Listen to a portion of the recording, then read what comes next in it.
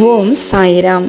எனது அருமை பிள்ளையே, தேவையில்லாமல் விட்டுப்போன உறவை நினைத்து அழுவதை முதலில் நிறுத்து. போக வேண்டும் என்று இருந்தது போய்விட்டது. அந்த பொய்யான உறவை உன் வாழ்வில் இருந்து முதலில் தூக்கி எறி. உன்னுடன் உன்னையே நம்பியிருப்பவர்களுடன் அன்பாக பழகு. பழையதை பேசாதே. நடக்கக்கூடாதது அனைத்தும் உன் வாழ்வில் நடந்துவிட்டதுதான். உன் உண்மையான அன்பை புரிந்து கொண்டு திரும்பி வந்தால் வெறுக்காமல், பழையதை பேசாமல் ஏற்றுக்கொள். ஆனால் அவர்களை ஒருபோதும் நம்பாதே. உண்மையில்லாத உறவுகளுடன் ஒட்டி இருப்பதை விட ஒதுங்கி இருப்பதே மேலானது. உன்னை தள்ளி விடுவதில் மற்றவர்கள் வலிமையானவர்கள் என நிரூபித்தால், கீழே விழுந்தாலும் எழுந்து நிற்பதில் நீ வலிமையானவன் என நிரூபி. வாழ்க்கைங்கிற பயணத்தில் சில உறவுகள் தான் மனசுக்கு நிழல் தரும் மரமாக இருக்கும். ஆனால் அது அமைவதெல்லாம் சிலருக்கு மட்டும்தான் வரமாக இருக்கும். நீ உன் மனசாட்சிக்கு மட்டுமே எப்போதும் நேர்மையாக இரு.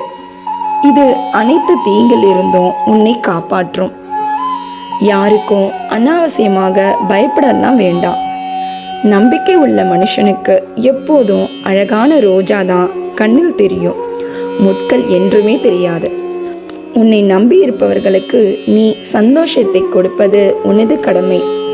யாரும் உன்னை கொண்டாட போவதில்லை நீ செய்து கொண்டிருக்கும் வேலையினால். வீணாக புலம்பவும் வேண்டாம். உன்னை தவறாக பேசுபவர்களுக்கு தண்டனையை நான் கொடுத்து கொண்டிருப்பதை இனி நீ உன் முன்னால் காண்பாய்.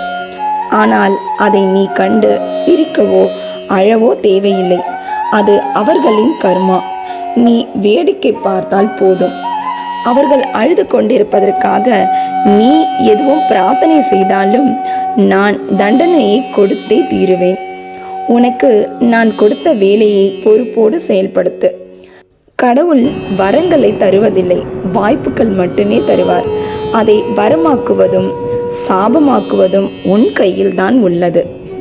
இன்னும் 5 நிமிடத்தில் உனக்கு சாதகமாக நல்ல செய்தி ஒன்று கிடைக்கும்.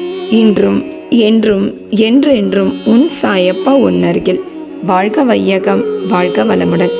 ஜெய் சாய்ராம்.